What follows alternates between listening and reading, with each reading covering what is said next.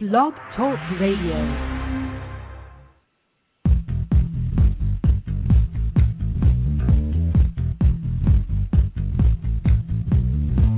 You're tuned in to in5d Radio, the next dimension in radio, where we bring you the hottest, in-depth, spiritual, metaphysical, esoteric conversations and news with your hosts, Greg Prescott and Kendra Gilbert. Get ready for spirit, body, and mind to expand in 3, 2, 1.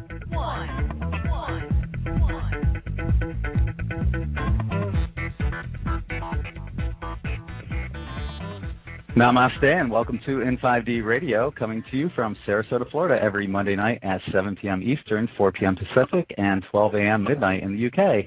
I'm your host, Greg Prescott from in5d.com, and for the next 2 hours we're going to be raising the vibration of the planet, galaxy, and universe.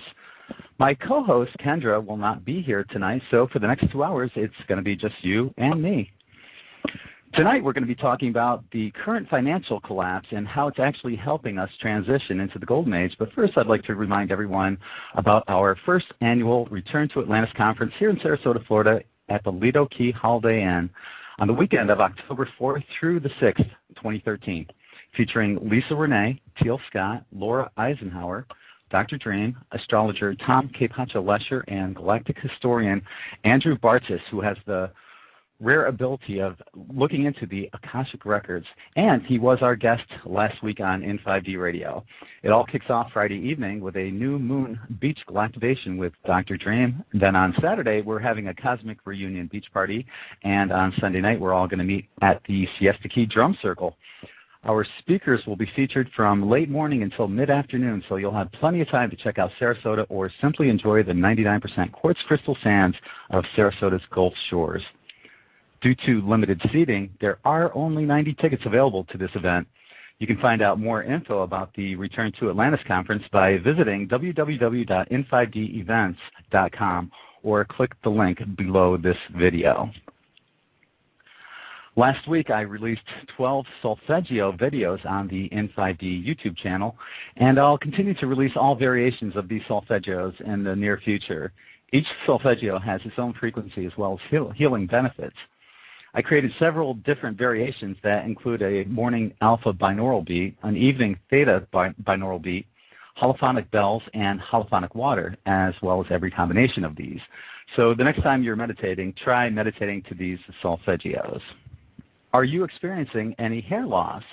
I talked to Kendra about this recently, and both she and I have experienced hair loss, and it makes you wonder if it's attributed to the Fukushima nuclear reactor meltdown and how nuclear fallout has been circulating throughout the planet since 2011.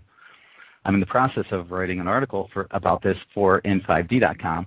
Now, both Kendra and I have a lot of hair, and we both live in Florida, and it makes me wonder about the jet stream and how Webbot Cliff High talked about the ill winds that would circulate around the planet. What's going to kill all of the humans is going to be these ill winds, and that this is the beginning of the great harvest of souls that the Mayans talked about. And I can easily believe it. I'm sitting here in a level where my radioactivity is now several thousands of times higher than it was a few years back, less than 10 years back. And so I see with 1 or 2 more events, the certainty of my death from radiation in 5 years is pretty good. Because within the first month, it was estimated that everybody in Seattle, within the first month of the Fukushima accident in 2011, on March 11, it was estimated that everybody in Seattle had breathed in, had the opportunity to breathe in at least 15 hot spots. It takes only 1 to cause a fatal cancer. A certain type of radioactivity in the form of, the heavier elements, strontium or, God forbid, plutonium, and you're toast. You're dead within days. You'll be bleeding out. Strontium longer, but plutonium within days. Now, I firmly believe that we are receiving galactic intervention in both our air and water supplies because the amount of radiation should have already done numerous damages to millions, perhaps billions of people. And an interesting side note, the jet stream has moved northwards 270 miles in 22 years. So if you've experienced any abnormal hair loss recently, feel free to call in and talk to us about it. Our phone lines will be open around 7:45 or so, and our call-in number is 646-716-8890. And I see on the switchboard our friend Andrew is here with us. Andrew, welcome to in5d Radio. How are you doing tonight, brother? How you doing? Good, Greg? good. How are you doing? Yeah. How are you doing tonight, Andrew? Oh, I'm doing great. I actually called into the show last week, but all the other callers called in before me, so I never got a chance to speak to Andrew, but no harm done. I guess the early bird gets the worm, or in this case, the guest on the radio show. I'll tell you, we were flooded. We had so many callers last week that there was a lot of people that weren't able to get through, so I apologize for that. No, you don't have to apologize. It's my fault for not being the early bird. But anyway, since you're on the subject of financial collapse and the golden age, I think that I'd like to make reference right now to something that I made reference to not that long ago when Kelley Rosano was on the show. When you let me on, I made reference to a video on YouTube that can use us to help to beat the system, using the system's own laws to beat them. And I made reference to that YouTube video on Alex Jones's official channel, the Alex Jones YouTube channel, the Alex Jones channel it's called. And that video was called Secrets Police Don't Want You to Know. And that video, which is 2.5 hours long, former Sheriff's Deputy Eddie Craig exposes how we can get out of paying our traffic tickets and whatnot because, A, you don't need a license, registration, insurance, or license plate on your car to drive unless you're a commercial driver, and 2, transportation laws only apply to commercial drivers, and that means it's illegal for law enforcement personnel to pull over or stop and issue transportation tickets to non-commercial drivers. And the reason they keep telling us driving is not a right, it's a privilege, over and over again, is to brainwash us into believing this scam. And this scam alone has caused them to take billions upon billions of dollars from us. And since you're on the, you were saying something, Greg? Yeah, go ahead. Oh, yeah, I thought I heard something in the background. But, yeah, I was mentioning this video teaches us how to get out of paying our tickets and all and beat the system. And because they've stolen billions upon billions of dollars from us by scamming us into thinking the transportation laws don't apply, I think it's totally worthwhile for people to be aware of this video and watch this video. And believe me, every single second of the 2.5 hours of it is worth listening. And if you follow the advice in this video, then you aren't going to have to pay another traffic ticket again. And that'll help keep money out of the Illuminati's hands. It'll keep it out of the corrupt cops' hands, the corrupt politicians' hands. And figured that would be worth bringing up since we're on the subject of financial collapse in the golden age. You know, I've listened to that video. As a matter of fact, I turned it into an MP3, and I listened to it several times when I go out in the car or at the beach or whatever. And I believe there's like 6 or 7 different sequences of questions that you need to ask the police when they pull you over. And there's a lot of great advice in there. One of the things they say, I believe, is to not have your windows all the way open. You just want to crack open one window, and that's it, and just a short way, enough for them to hear what you're saying. You never want to roll your windows down all the way. And unfortunately, I drive a convertible, so and my top is usually down, so that one's kind of out the window. But it is loaded with a lot of great information. And like I said, I did post that, I think, somewhere on in5d. And what I'll do is I think I'll put it into the links at the bottom of the page just for a quick reference for people, too. So thanks for bringing that up. Yeah, totally worthwhile. I mean, a lot of people, I've tried to spread the word about that video, and it's really pathetic. A lot of people just say, well, cops and courts can do whatever they want, so it's not worth trying, but they are sorely mistaken if they believe that, because that guy, Eddie Craig, and his law class students, they always manage to avoid paying their tickets by following this. I mean, I can't guarantee you that the cop's not going to bash out your window and take you to jail, but I can guarantee you that if you follow the script, then you're not going to lose in court. And some people who need to know this stuff are actually employers. You ever notice how every single job application always asks, do you have a license? Well, the reason they ask that is because they think it would be illegal to use your own personal car to commute to and from work without a license, when in fact it's not. And that's all the more reason why people need to be aware of that information to keep the money out of the corrupt politician and Illuminati's hands. Well, not just that, too. They also do all sorts of credit checks, which I think is absolute bullshit when you're doing a review of a job application. You know, what the person's credit is, especially in this economy, a lot of people are having credit issues, and you shouldn't really take that into consideration. Yeah, that is true. And since we're on the subject of finance, people need to wake up to the fact that our financial system, in which they loan us money that does not exist and charge us interest on the loans, makes debt and inflation unavoidable. Anybody with any common sense in regards to finance would understand that a system that's considered too big to fail, but yet is designed to fail, is not going to work. And yet, because people are so freaking cognitively dissonant, they don't seem to understand that. And I mean, I've spoken to some people about this, and very often they say, well, maybe it'll be a problem in about 50 years. And I'm thinking, what, you're proving everyone's point, that you're proving all the people that are in the know, you're proving their point that people have too much cognitive dissonance that they will not understand finance. But whenever the day comes when money is not available, I'm very interested to see how we go about that, because the way people are so cognitively dissonant in regards to this issue makes me wonder how in the world could we possibly get into a system where there's no money.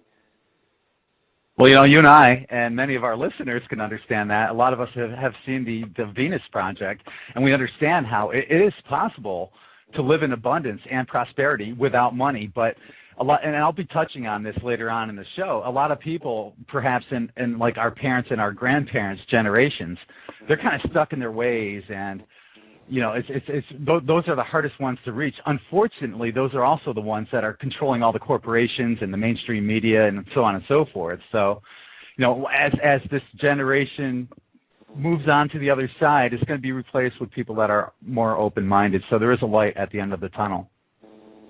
Yeah, I do believe you on that one. And I've listened one of your videos on YouTube, the one where Kerry Cassidy interviews Bob Dean. There was a scene that I still remember where Bob Dean was telling Kerry, he said, Kerry, there is going to be a global currency. I do remember hearing him say that. I don't remember all the details, but I just remember that because that kind of stood out to me. And Bob Dean, he's a gentleman and a very knowledgeable guy, and I think they tried to brainwash him too because he's exposing so many secrets. The Illuminati goes to so much trouble to brainwash him. I don't know if they brainwashed him into thinking that there will be a global currency, if that's the reason he said it, but I don't know. I just thought I'd point that out, that some knowledgeable guy like whistleblower Bob Dean would actually tell Kerry Cassidy that there will be a global currency, whatever he meant by that. Well, I guess that does remain to be seen, and we've talked a little about this, and I'll also be talking about that later on in the show too, that, you know, the whole global currency thing, you know, we've heard all about the New World Order and how, you know, they want the one world currency, government, and religion.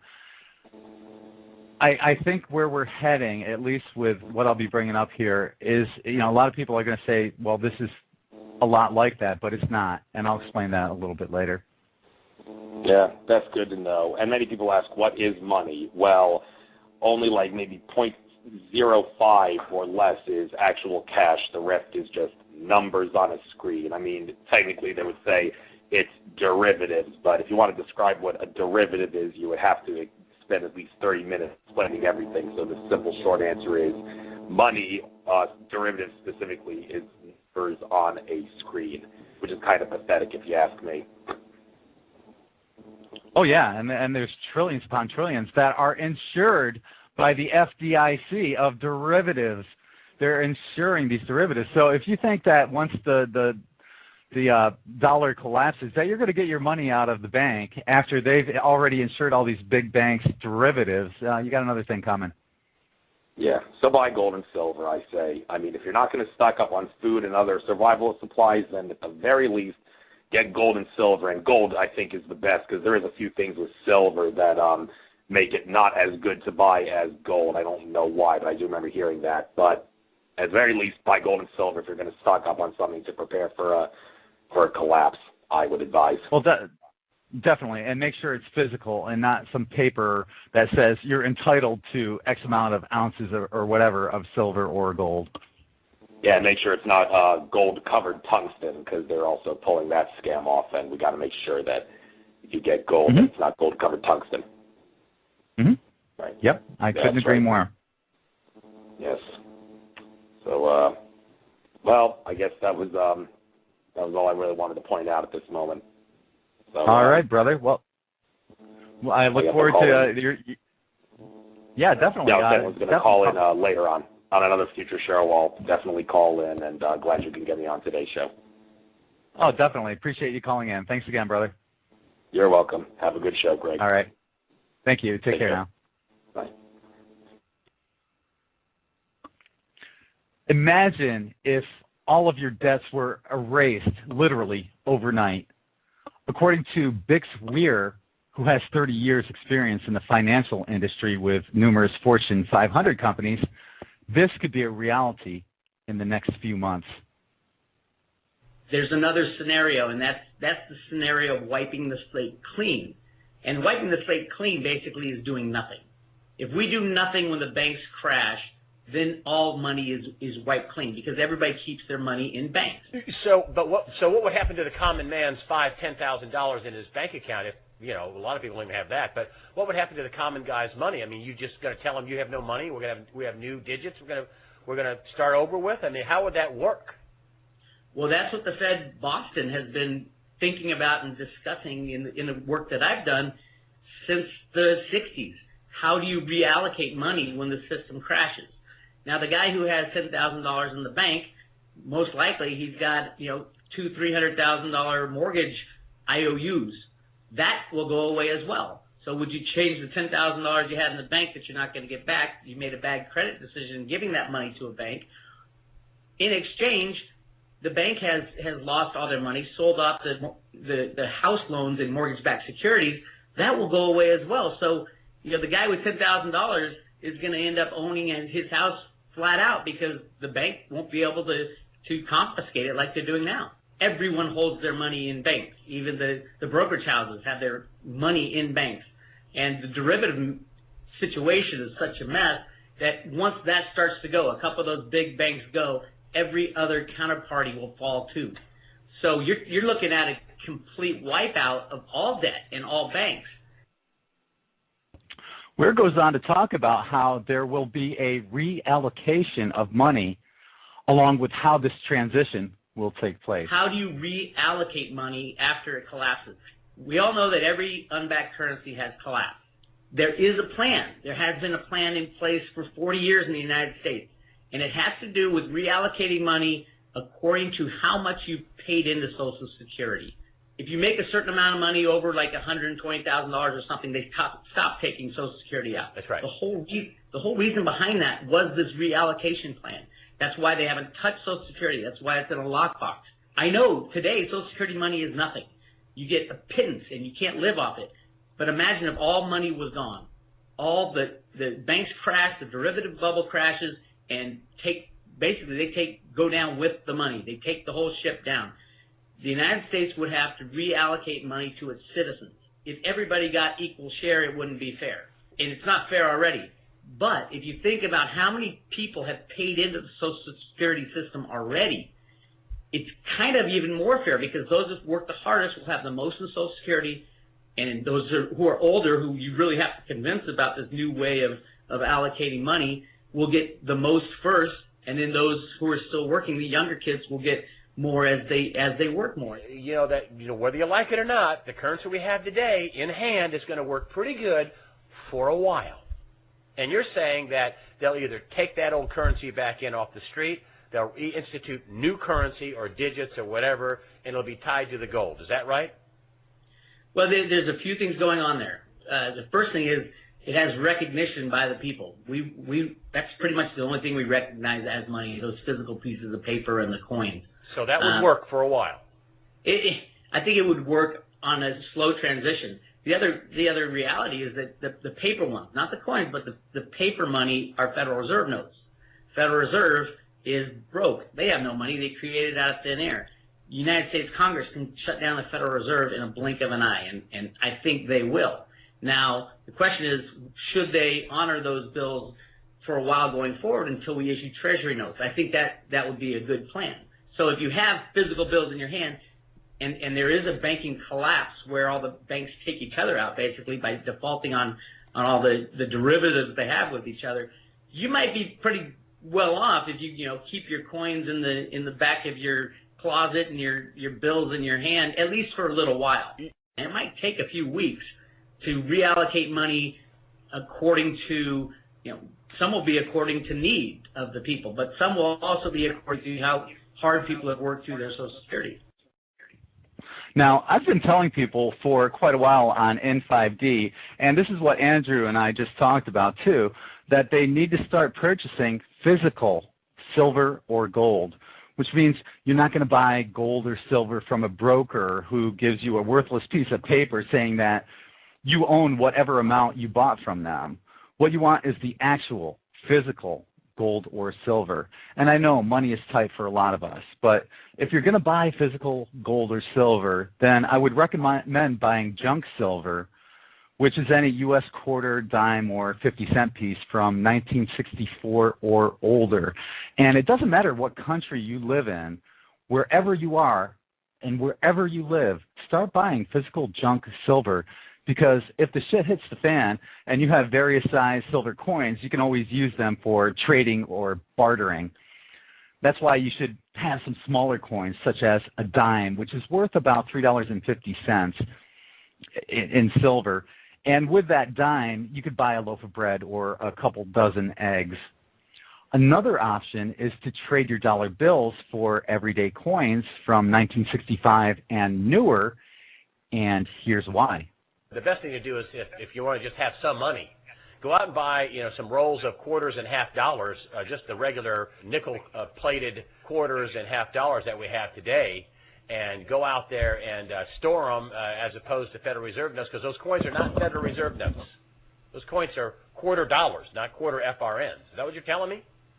Well, yeah, all our change is minted by the Treasury and not the Federal Reserve. That's very unusual. So, yeah, it is an interesting concept. But if you're going to take that type of a drastic route, my number one investment is pre-1965 coinage, the silver coinage, because in the background of all this, the collapse of the monetary system, the collapse of the banks, people going to their checking account and not being able to get money out of their ATM, in the background, everybody will be scrambling for gold and silver. I don't think they will be traded at all, because it would be the last theoretical form of money that the people have.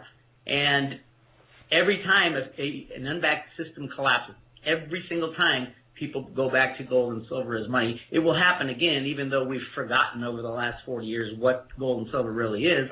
People are starting to wake up now, and when they can't get money out of their checking account because their bank defaulted, that's really when you're going to see people scrambling for physical gold and silver in your possession. But you're also going to see some violence here. I mean, there's going to be some have-nots. There's going to be people with no money starving. Is that what you're telling me? Well, there is now, but there will be a lot more when this collapse happens. That's why I think the plan that the Federal Reserve Bank of Boston has put together is so important, because at least we're a little prepared for what's going to happen, and there is a plan to get money back out into the hands of the people. Those have-nots will be a whole lot better off than they are right now. We haven't had a true gold standard in the United States since the invention of the Federal Reserve in 1913. So, everything since then has been going farther and farther away from the gold standard, and the U.S. dollar has been destroyed 98, 99% now. When will we hit 100%?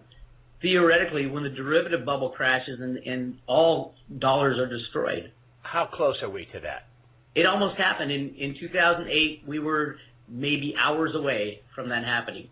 And really what it is a loss of faith.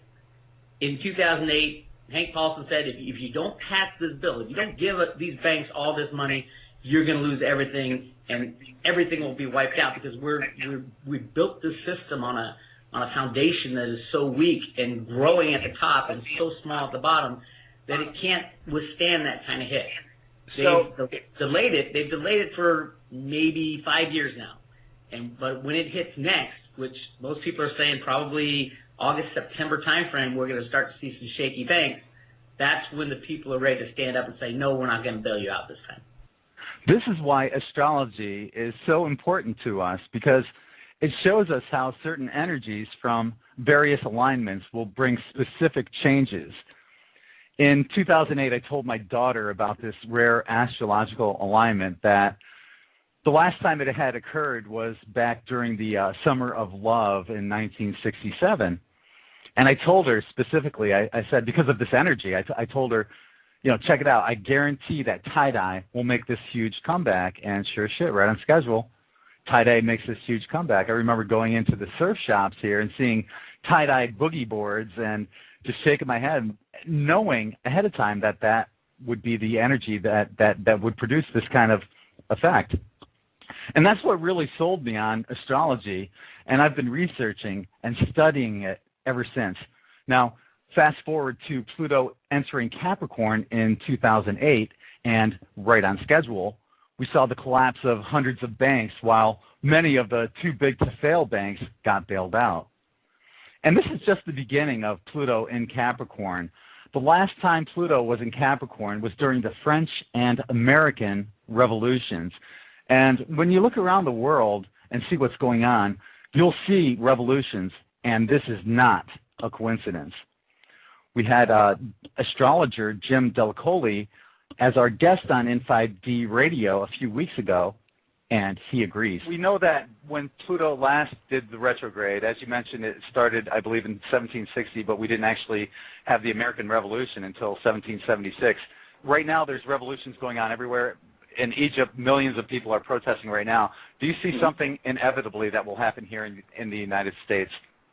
That's a no-doubter. It is going to happen. And I'm trying to keep from how severe it's going to be from what I see, but the fact is that the awakenings occurred, and as people start to see how, or continue to see how what's going on and how bad it is, and how evil it is, and what the intentions were behind it, and the control that's there, they're looking at this from that soul perspective, which is this is not good for evolution, and we've got to stop this. And so, yes, that is going to happen, and I really don't think we can avoid that, but I don't think that's necessarily a bad thing. We got to learn from our mistakes, is what you're saying. Yes. Yeah. Yes. And that doesn't mean we kill it just means the people that are in control need to not be in control. We've got to fix that. Yeah, peaceful noncompliance, I always say. Absolutely, absolutely. In the United States, the last people or the last person who will know that the dollar collapsed will be your typical television-watching sheeple who believes everything they're told on the nightly news. Those who follow alternative news websites, such as in5d Alternative News, then you already know that the dollar died a long time ago and that your fiat currency is basically worthless pieces of paper. For example, it costs about the same amount to print a $1 bill as it does a $100 bill. There's nothing that backs either. They're just pieces of paper that the Federal Reserve places a value on, and we literally buy into that belief that this piece of paper has some kind of monetary value, which it doesn't. Even more insulting, we live our lives as subservient economic slaves because we all buy into this belief that we need money to survive. Now, according to World Bank whistleblower Karen Hughes, the entire world currency is about to implode as world leaders are trying to implement a new asset-backed currency. I learned the difference between alternative media and the mainstream media, and the fact that the mainstream media is owned by the same financial interests that own the Federal Reserve. My story makes what happened in the Pentagon Papers and Eric Snowden, I'm sorry, when I say my story, it's the World Bank whistleblower story. It doesn't get any bigger than this. And the fact that the people are not being told this is a perfect example of what you call state capture. That is when the media is deliberately preventing the citizens from learning what they need to know to hold their government accountable. That's state capture. And we are talking about all of the information that we have being used to hold the people who have been holding the world hostage, holding them accountable. Okay, and how close do you think you are at this point? We are so close, Carrie. We're just days away, if less. I can promise you this, and we've talked a little about this on in5d radio. If a UFO were to land in your backyard tonight, there's two things the extraterrestrial won't have: a Bible, and money. What a lot of people don't know is that the United States declared bankruptcy in 1933, and on October 28, 1977, the United States as a corporator and state declared insolvency. Now, I heard this as a kid back in the 1960s that there wouldn't be any Social Security in the United States by the time I was old enough to receive it, which tells you how long the government has known about this issue and why they're working toward a one world currency. The difference is we're not talking about a one world currency. Under this new program, it appears that each country will retain their currency and it'll be backed by gold or silver or some other precious asset. And once again, this is the power of Pluto and Capricorn, as it's presenting us with the opportunity to take something incredibly corrupted and turn it into something positive. But this is only a temporary solution because it still keeps us locked in as economic slaves to the system, and that's why I often ask people, what if there was no such thing as money?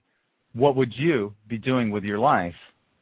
You can learn a lot about a person by the answer that he or she gives. Now, most people will say something along the lines of, I'd travel a lot, or I'd just have a lot of fun. But after you traveled and you had fun for so many months or years, then eventually you'll want to do something that contributes to society. Chances are you didn't incarnate here just to travel and to have fun. Most of us have a higher reason as to why we're here, whether that's to atone from a karmic debt from a previous life or to serve a higher purpose. Each time you incarnate to this planet, you're given the opportunity to further your spiritual progression. So after you've traveled and done all that fun stuff, then what would you be doing to make yourself a better person or to contribute to society? This is what I would do. I'd have a huge orchard with a bunch of different fruits on it, and I'd put up a sign telling people to help themselves to whatever fruit I had and to take a little extra if they know someone who's hungry. My educational background and work history is in child and family therapy, so I'd probably also work with helping people find their true divine purpose for being here. I'd also like to teach the children in a Montessori-type school setting about how to follow their life's paths. So with that being said, if there was no such thing as money, what would you be doing with your life? And feel free to call in and tell us. Our call-in number is 646-716-8890. What would you be doing with your life if there was no such thing as money? And I see we have a couple callers here. We're going to bring aboard area code 720. 720, are you there? Hello? 720. Okay. Okay, we're going to put you on hold. They're probably just listening. And we have another caller here from area code 870. You're on the air on in5d Radio with Greg Prescott. Can I get your name? This is Connie, Greg. How are you tonight? Hi. Good, Connie. How are you doing? I'm in Arkansas. I couldn't think of anything really clever to call about tonight to ask you about. I actually called when you went off the air. I lost you on the Internet, so I called to see if you were aware that you weren't being broadcasted. But I was just wondering, how long do you see this period lasting of when the money collapses? How long do you think this is going to last where everything will be in chaos? Well, you know, there's several different trains of thought, and I'm kind of leaning towards this being a peaceful transition because right now they're already scurrying around at the highest ends of government trying to put something in place that's going to prevent total chaos, even though we know that at the highest order of Freemasonry, their motto is order out of chaos. So through this, I'm sure that there is some kind of a ulterior plan as well. But what their ulterior plan is for a one-world currency, and that's not what they're hinting at right now. They're just talking about a currency replacement in each particular country that would be either gold or silver-backed currency. So I'm hoping that to answer your question, I'm hoping it's a smooth transition. But you never know. So you can, I always tell people to err on the side of caution, to err on the side of caution. Right. Well, I sure hope you're right about that. Yeah, I do too. It's going to be interesting to see how it plays out. A lot of people are in disbelief, thinking that it'll never happen, but it's always happened. Trace history. If you don't learn from history, you're doomed to repeat it.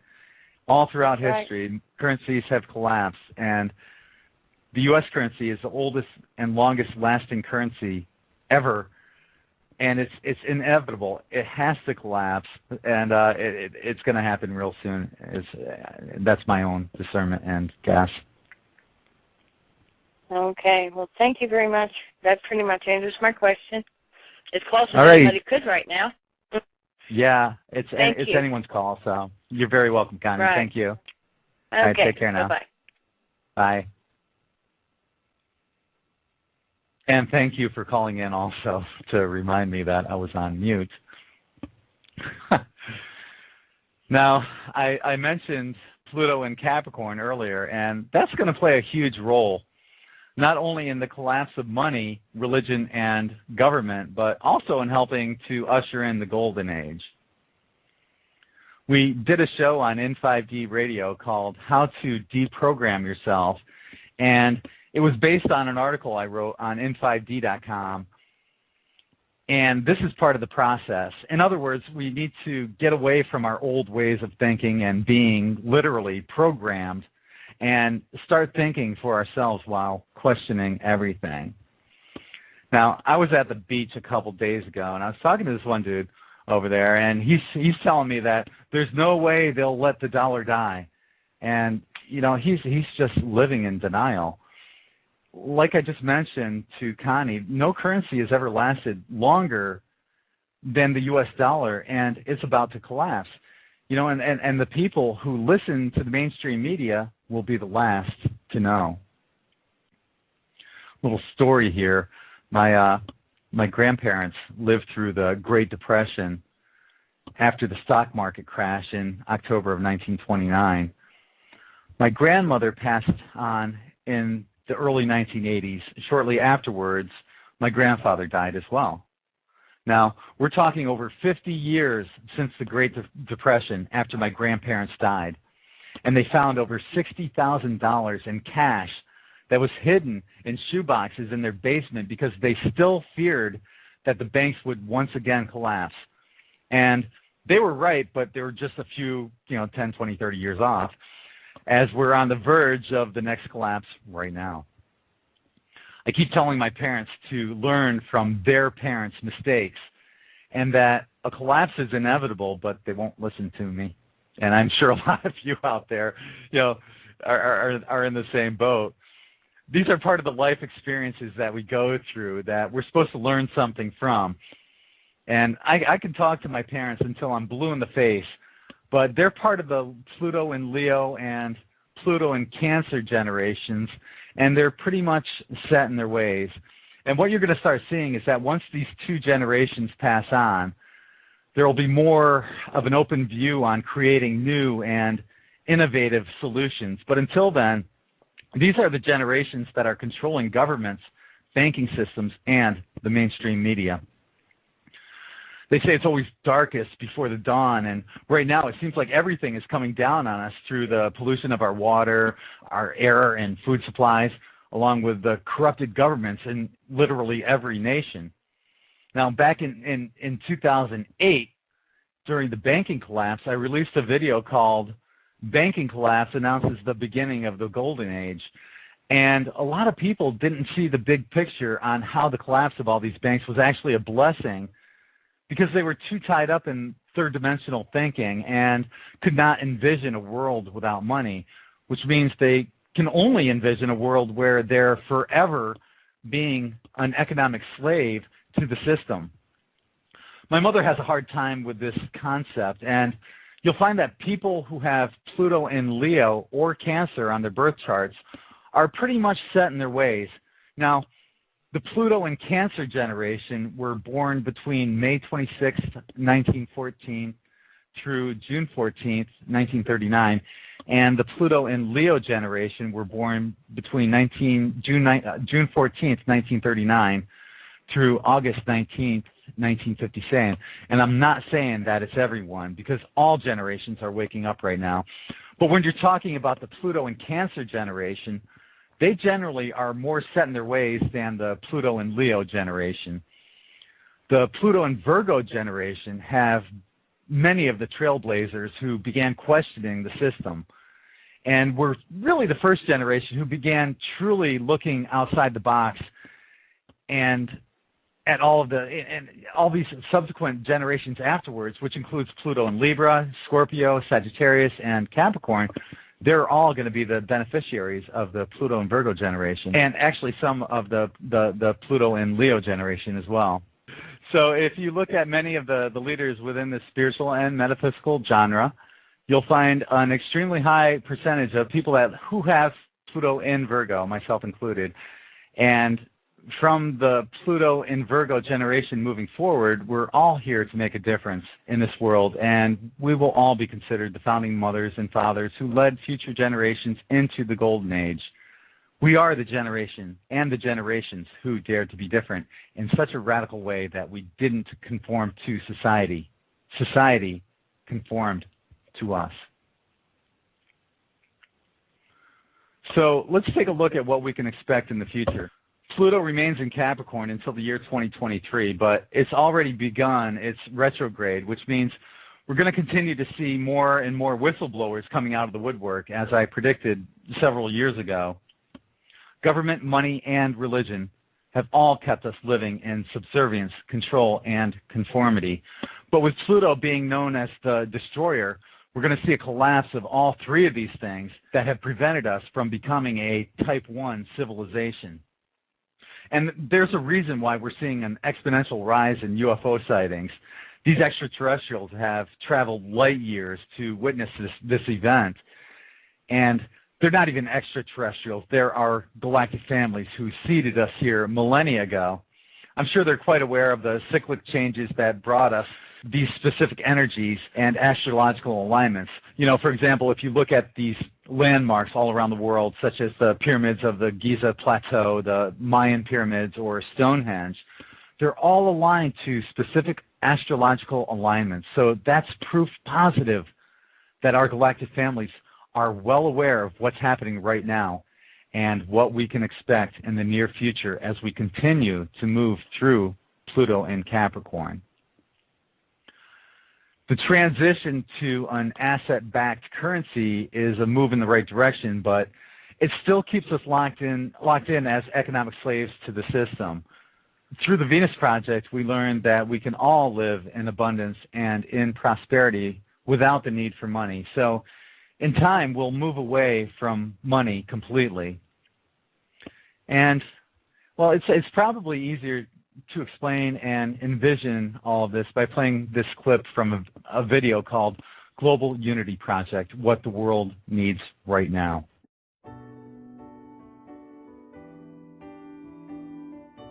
What the world needs right now is less government and more leaders working in the best interests of humanity. Many people fear a new world order or a one world order, but if something like this was implemented in the right way, it could be the best idea ever. Unfortunately, we have come to associate a new world order or a one world order as something that represents tyranny and oppression, when it could actually represent a new age of peace, abundance, and prosperity for everyone. The biggest problem on this planet is government. If you trace the etymology of government, it means to control the mind. In the United States, it seems like everything the government tried to run inevitably fails. Look no further than the post office or the takeover of General Motors. So the word government would be eliminated, while the actual principle behind government would be replaced with a tribunal or council of elders representing all races and ethnicities who would work solely in the best interests of humanity. There would no longer be any 2- or 4-year term limits. We could vote on them every month if we wanted to. These elders would be 100% transparent and accountable each and every month. The minute they stop working in humanity's best interests, they're fired. Plain and simple. With the elimination of government, all patents, both public and suppressed, would be released, which would instantly transform this world into a new paradigm and would make the days we're currently living in seem like the Stone Age. According to Dr. Leonard Caldwell, there are over 300 cures for cancer, but most doctors are required by law to use surgery, radiation, or chemotherapy before any proven holistic measures, such as the Rife machine, THC oil, etc. This is but one small example of how beneficial technology and ideas have been suppressed from us, all in the interests of money, greed, and eugenics. In 1893, Nikola Tesla powered the Chicago's World Fair on free energy. His financier, J.P. Morgan, asked Tesla how he could charge people for this energy. Tesla stated it was free energy and that it could not be regulated. From that point forward, Morgan suppressed this idea because Morgan believed that he who controls the energy controls the power. As we know, Morgan became one of the founding fathers of the world's biggest Ponzi scheme, the Federal Reserve. Stanley Meyer invented a car that could go from coast to coast in the United States on 22 gallons of water. It could be any water: salt water, lake water, tap water, compressed snow, etc. Meyer was offered $1 billion from the automotive industry, but turned it down because he wanted this invention to go out to the people. Shortly afterwards, he was poisoned to death. Since the end of the 1800s, we should have had free electricity. Since the 1980s, we could have been using water-powered cars. Are you beginning to see the picture? Current companies and corporations could be re-educated to provide new services that benefit humanity and will be transparent and accountable for their actions. For example, Monsanto would immediately halt the production of their GMOs, but could start working on the genetic modification of fruits and vegetables that would be beneficial to society. As an example, they could splice the gene of a North Atlantic salmon with a tomato so people could grow tomatoes in cold environments, but there would not be anything detrimental in this product, such as pesticides that cause tumors in laboratory animals. Another example would be General Electric, who could start producing free energy systems. A common argument is that many people would lose their jobs due to new technologies. The people in the horse and buggy business thought the same thing when the car was introduced. New inventions will actually create new jobs. For example, the last thing that Big Pharma cured was polio, and they realized that there is no money in providing a cure for anything. Essentially, Big Pharma places a Band-Aid over our illnesses and diseases through perpetual maintenance versus finding a cure. From this point forward, Big Pharma will focus on cures instead of a temporary bandage that supports their industry through lifelong medications. A new breed of doctors will emerge who place holistic treatment ahead of anything else. In time, the Big Pharma doctor will either need to learn holistic medicine or will be phased out of existence. Of course, there are some things that cannot be cured and need maintenance through Big Pharma. But instead of using holistic treatment as a last resort, it will become the primary option. Most laws would be reduced to universal laws, where as long as you're not harming yourself or others, you are free to do as you please. There probably should be a few sub-laws, such as speed limits in neighborhoods where there are families, but generally all laws are based on respect for one another. Our police officers would once again become peace officers, and their main job would no longer be enforcing maritime code, but supporting peace. Similar to the Council of Elders, the peace officers will be held accountable for their actions and can be immediately replaced by someone who is willing to work in the best interests of humanity. Violators of any laws would be placed in a re-educational facility and would receive education on how to assimilate into this new society. Additionally, they would also provide free labor in producing new technologies that would benefit everyone, including themselves, upon release. A common language among all people should be implemented so we are able to communicate with one another across the world. This doesn't mean that it will be the only language, but it will be the language that everyone can understand and comprehend. Through the Venus Project, it has been proven that everyone can live in abundance and prosperity without the need for money. So money will be phased out as we no longer are economic slaves and are able to pursue our true divine reasons for being here. In time, most people will develop hobbies and interests that will help to support this new economy, but it starts without the need for individual gain or financial superiority over anyone else. All new ideas will immediately become open source, where if someone else has a better way or a modification of what you invented or created, then that idea is free for anyone to use, implement, or recreate into something better. As evidenced through the numerous cases of pedophilia, corruption, and crimes against humanity, the Roman Catholic Church would be dissolved and their net worth would be distributed throughout the world, creating instant abundance for everyone. The Roman Catholic Church has enough net worth to feed, clothe, and shelter everyone on this planet. So one must ask themselves, why is there starvation and homelessness? Just like all governments, the Roman Catholic Church is more into subservience, control, and conformity than it is honoring the word of their texts. In the ideal world, all religious texts would boil down to 4 words: love everyone, respect everything.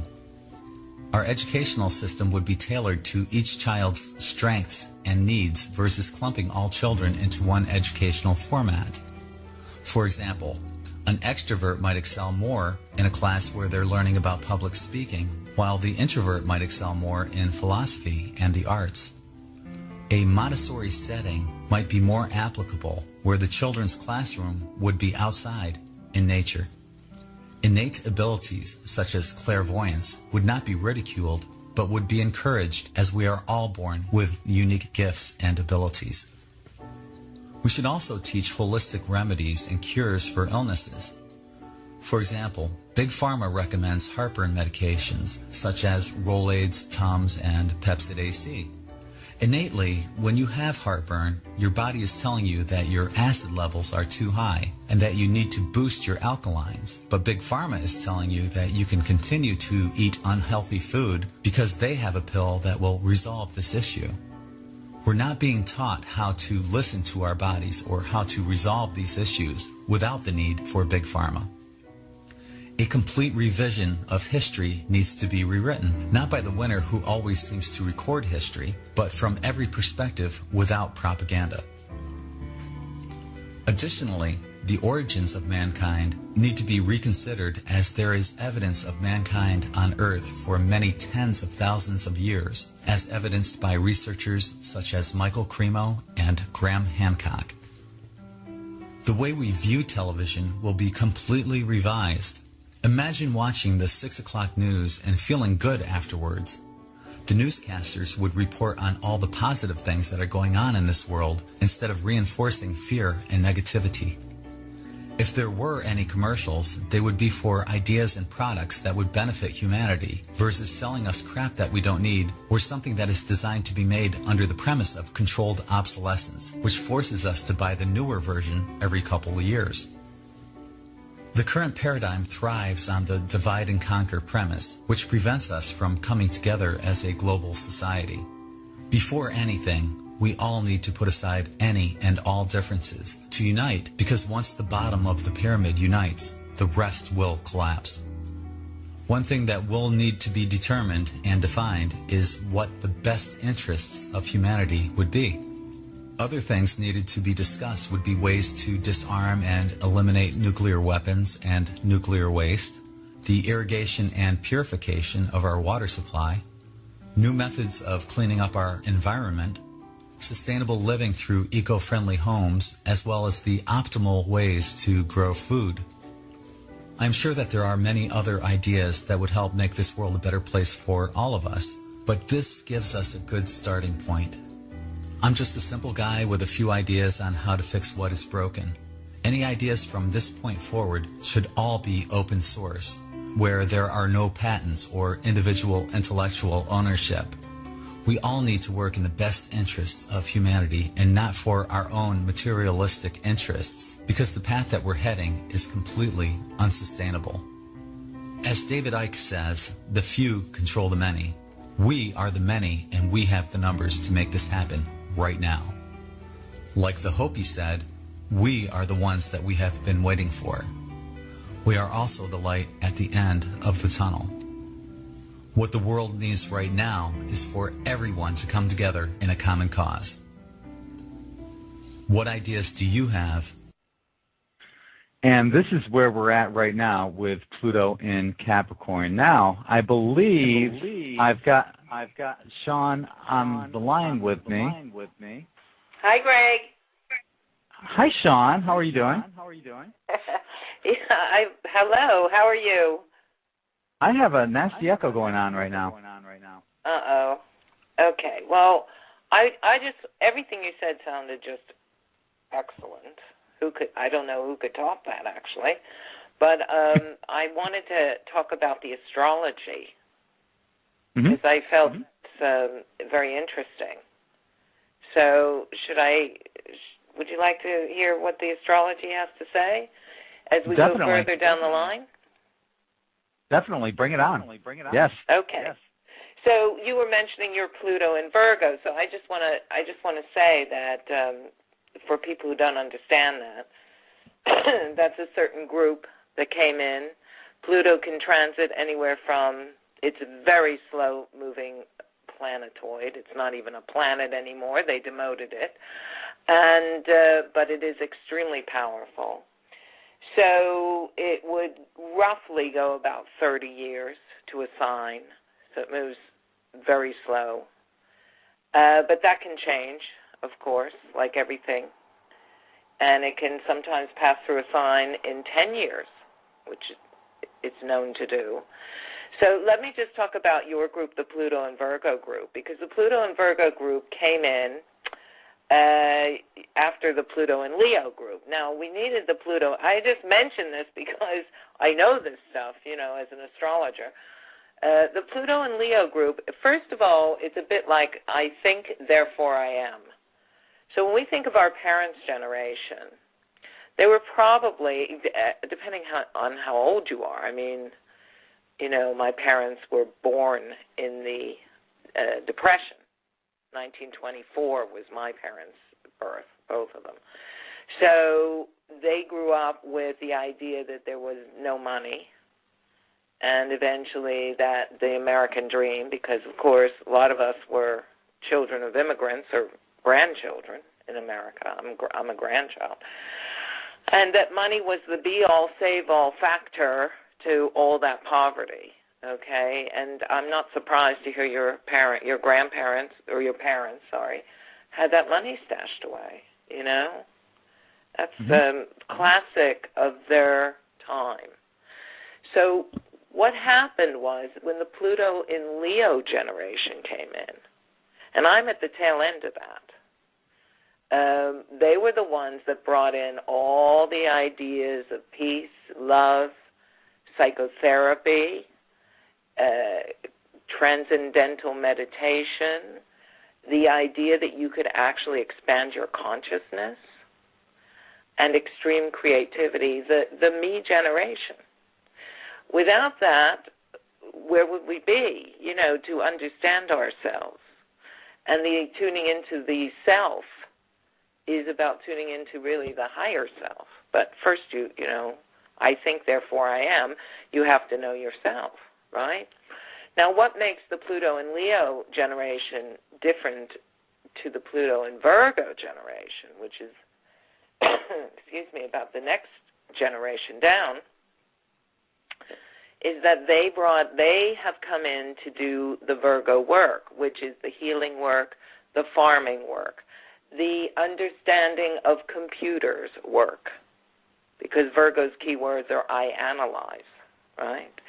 But they are an earth sign, and they're very much attracted to healing, animals, plants, food, and anything to do with nature. as well as understanding the mind, because many a psychotherapist is a Virgo or has that quality. But using plants, using herbs, and cleaning up the planet. Absolutely cleaning up the planet. So it's very interesting that generation comes in. Now, I just want to take this to a global, so that would be my generation, your generation, of course, the next one down, right, would be the Pluto and Libra. They're all the peacemongers out there. Okay. Mm-hmm. So let's go to where we're at today. We have Saturn in Scorpio. Saturn in Scorpio, Saturn is the disciplinarian, the lawmaker, the karmic teacher, okay? And Saturn's also about structure. It's the ruler of Capricorn. Pluto is in Capricorn right now. So what we have going on is the scorpionic delve into the abyss. This is why you're seeing things getting worse. And, of course, what does Scorpio rule? Other people's money.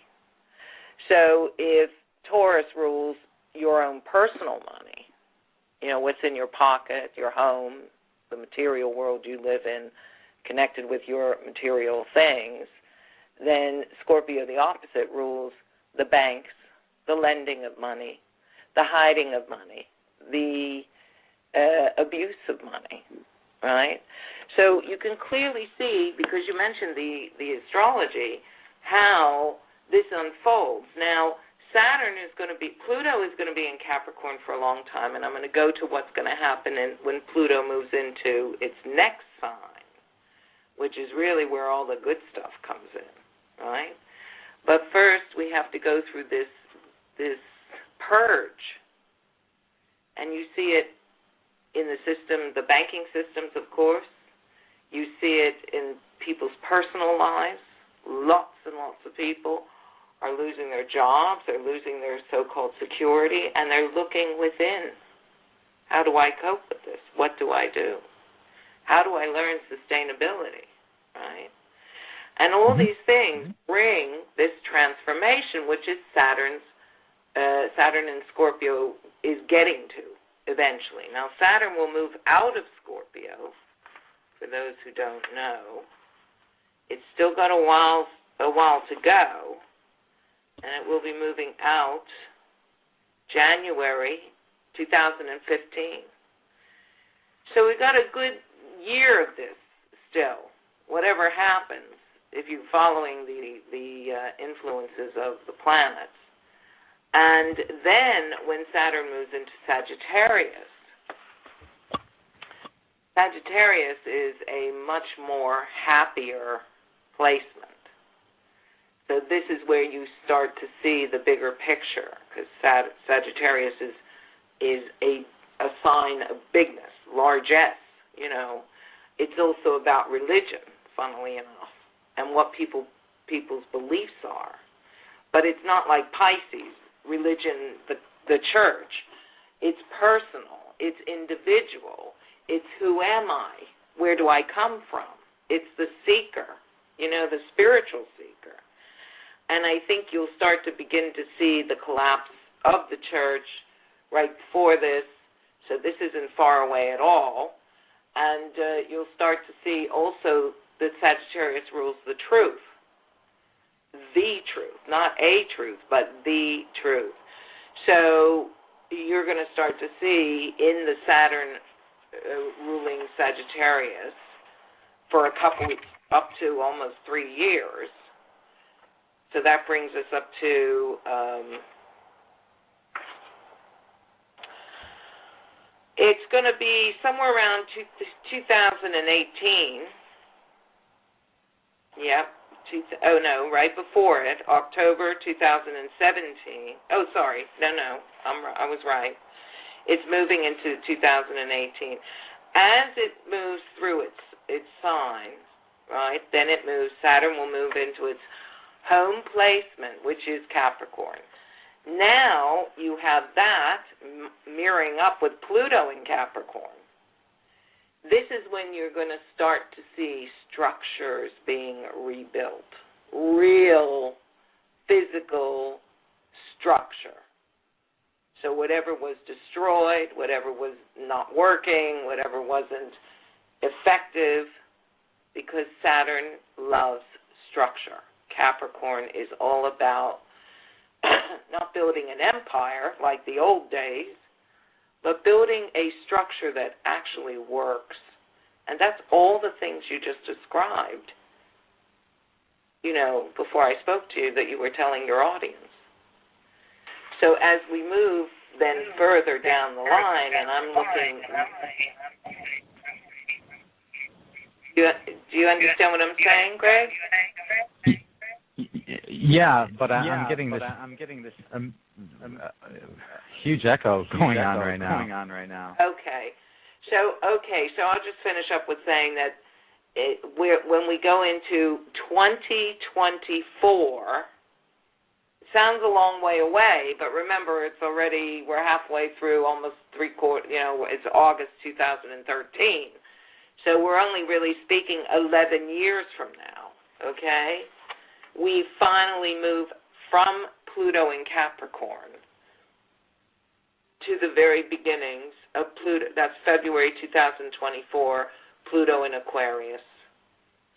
And, of course, Aquarius is the dawn of enlightenment. Aquarius is the energy of humanity. Who rules? Humanity. What's important? Humanitarian endeavors. Aquarius has the highest ideals, and it is a sign of ideals, And also it's very modern in its thinking, very futuristic. So if you want the astrology to back up the things that you're saying, it will take a long time to rebuild, a looking at a decade, to re-envision the planet, make it run so that everyone can actually live on it properly, right? I don't think, realistically, it's all going to be hunky-dory overnight. There's probably be a lot of fear and panic and God knows what else. But this is the astrology that backs up everything you're saying. But it gives you a time placement, Mm-hmm. So I thought your listeners would like to hear that, so they can that way you don't, I also wanted to add one other thing, because many years ago I actually lived in Cyprus, and Cyprus was one of the first actual collapses we did have a bit in Ireland, we had it in Spain, but nothing like they got in Cyprus and Greece, right? And Cyprus is a little island, It's not very big at all. You could probably drive it from one coast to the other in about 6 hours. And if you want to see what happens to people when the bank actually goes in and takes your money right out of your bank account without your permission or knowledge, then look to Cyprus. But amazingly enough, people there are getting, they're doing a lot of what you mentioned, trying to get out from under. But Cyprus is the one to look at, because they really got screwed. You know what I mean? They really got screwed. And they're a beautiful country, very nice people, the Greeks, the Cypriots. So, anyway, I just wanted to contribute that. That's all. Well, Sean, I can't thank you enough for helping to fill in the blanks from an astrological perspective. It gives a good balance, doesn't it? Because then you understand there are other things, of course. I've only mentioned a couple planets, Obviously, there's much more. But when you're looking at Pluto, Capricorn is also, it is the emperor. It is the empire, right? Capricorn is the empire. So the empire, Pluto is the destroyer, the natural ruler of Scorpio. So it's destroying the empire, of course. And it's a slow process, like anything Pluto does. And of course, excuse me, we've been saying this for years, and every day you see more news and more evidence of things happening, you know, in the planet. And my hope is that the planet hangs in there, because I think nature is in serious trouble, you know. But if we all work together, there's absolutely no reason that we can't bring it back, and bring it back in the most way. And I do believe loads and loads and loads and loads and loads and loads of people are here for that reason. As you mentioned, the Pluto and Virgo generation, right? But the Pluto and Virgo generation is already in their 40s and 50s. All right, so it's got to be the young people too, the younger people. You know, my daughter's Pluto in Sagittarius. Mm-hmm. She's got in there. She's 16. She'll be 17 in September. So, you know, it's, again, they're going to be the ones to inherit, aren't they? And their children. So this is the generation. You want that. You want those upbeat signs. You know, you want Sagittarius. You want Aquarius. You want that embracing the world. It's not just America. You know, it's not just one part of the world. It's the entire world, right? Mm-hmm. So that's all I had to say. Lovely to speak to you, Greg. You as well, Sean. I'm so grateful that you chimed in and gave us that perspective. Anytime, my friend, anytime. All right, okay? Don't be a stranger. I'm never a stranger, you know that. I know that. Okay, Greg. Lots of love, and I'll be listening. I'll let someone else. All right, Sean. Love you too. Okay. Bye. Okay, that is one of my favorite psychics on the planet, Sean Cohen. And I highly recommend if anybody is looking for an amazing psychic, and she does so much more than that, but boy, she's helped me out in so many different ways. Definitely, that's one of the best that you'll find. Now, did you ever see those Jesus fish on the back of someone's car? Well, that fish represents the age of Pisces, and before the church collapses, I bet they try to change that symbol from the fish to something that represents the age of Aquarius. And I see we have another caller online here. What we're going to do is, I see we have another caller on hold here, and that is area code 805. You're on the air on in5d radio. Are you there, 805? 805. Going once, going twice. Chances are they're listening on a cell phone, so we're going to put you on mute and move on to the next caller. We have area code 720. You're on the air with in5d radio. Can you hear us? 720, area code. I'm guessing this person might be listening as well. Okay, and we're going to put you on hold as well. Okay, and we do have open lines. Our call-in number is 646-716-8890. And yeah, all of a sudden I don't hear the echo now. That's weird. So of course those in power are not going to relinquish their power without a fight, which is why we're seeing government tyranny and oppression all throughout the world. And it's no coincidence that there was, and still is, a big push for the New World Order to happen at this specific point in time and space.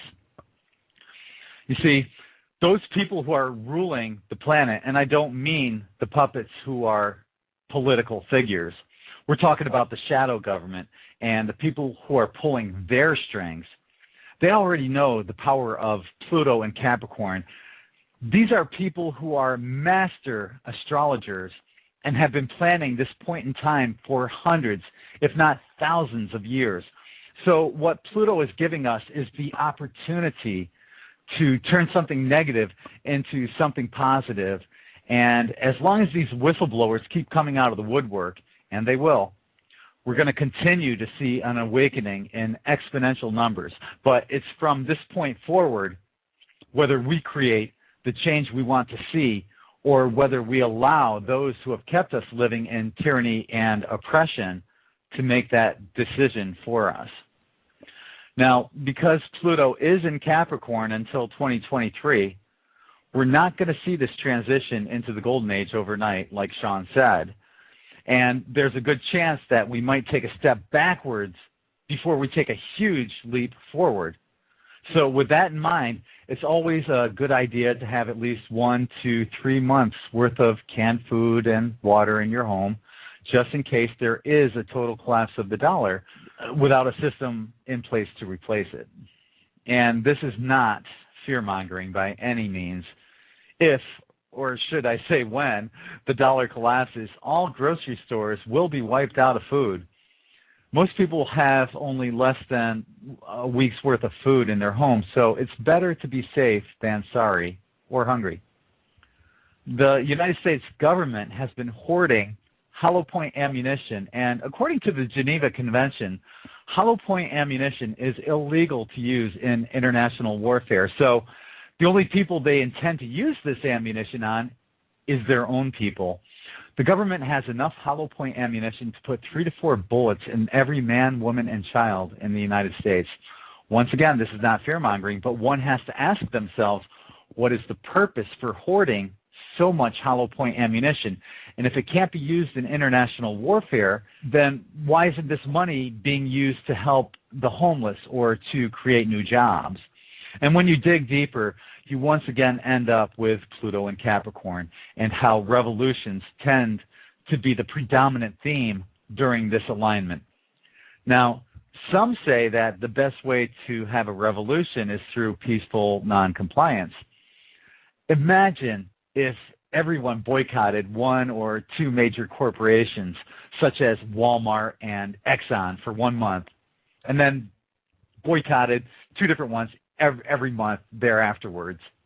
Something like this would literally collapse every one of these corporations who do not work in humanity's best interest, and there's nothing the government could do to prevent it from happening.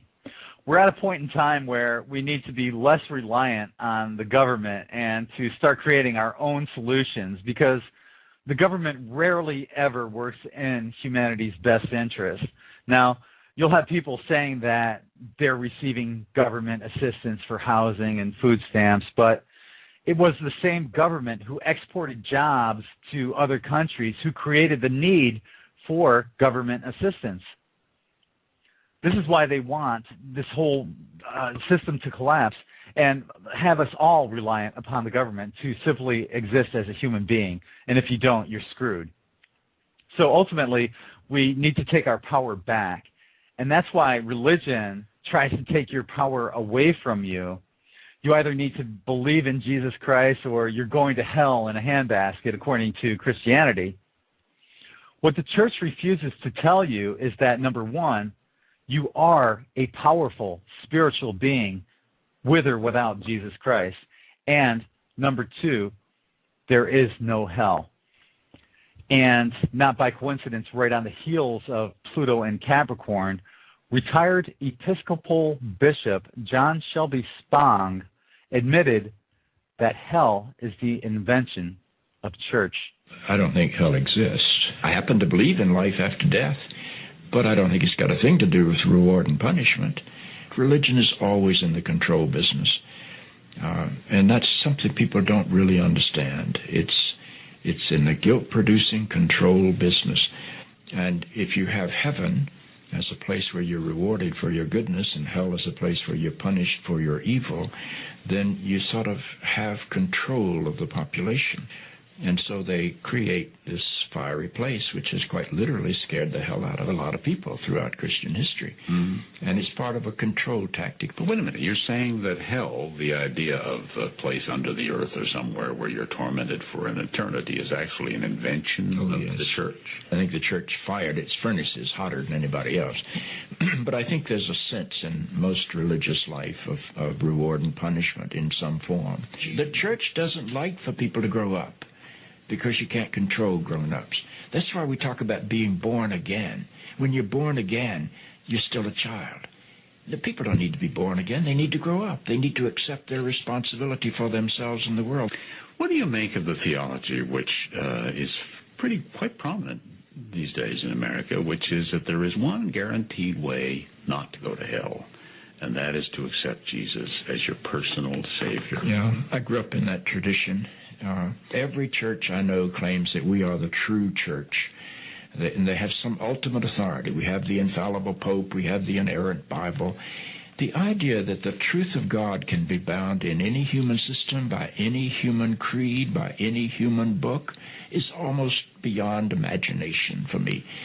I mean, God is not a Christian. God is not a Jew or a Muslim or a Hindu or a Buddhist. All of those are human systems which human beings have created to try to help us walk into the mystery of God. I honor my tradition. I walk through my tradition. But I don't believe my tradition defines God. I think it only points me to God. So your church is lying to you. Your government's lying to you. Our schools are teaching our children state-sponsored propaganda. The mainstream media is controlled by the CIA and the government, and literally programs our minds to become worthless, self-centered, materialistic, egocentric people. Our food and air and water supplies are poisoned. So tell me, what is the government doing about any of this, and why are we complying with these psychopaths? The system is broken beyond repair, and it's time to replace it with something that works in humanity's best interest, not against them. So one of the things I proposed is to put together a council of elders representing all races who work in humanity's best interest with 100% transparency. We could vote on them every month if we wanted to. All they need to do is show how they're working in humanity's best interest. It's that simple. Now, imagine the council of elders having a news conference. They might announce something like, "Last week, we foreclosed upon all churches and will be releasing their net worth to every person on this planet, which will create abundance for everyone. We are currently working on free energy systems and hope to have them released within 30 days to all of humanity. We have also approved the technology for water-powered cars, and they should go into production within the next few months. All genetically modified foods will be burned and replaced with organic seeds as nature intended. We have also approved over 400 cures for cancer. Next week, we'll be looking into water and air purification systems, as well as replacing Big Pharma with holistic cures as the first means of preventative medicine." Could you imagine that? This is where we're heading, but it all has to collapse beforehand before we can rebuild it with something that works in humanity's best interests. So, I've been having a heck of a time over here with the echo and everything else. So what I'm going to do is I'm going to wrap things up a little early tonight, but I'd like to remind everyone to tune in to in5d Radio next week, as we'll be welcoming astrologer Tom K-Pacha-Lesher to in5d Radio. So this is going to be a show that you don't want to miss. On behalf of my co-host Kendra Gilbert, who couldn't make it tonight, but she'll be here next week, this is Greg Prescott from in5d.com. Namaste, everyone.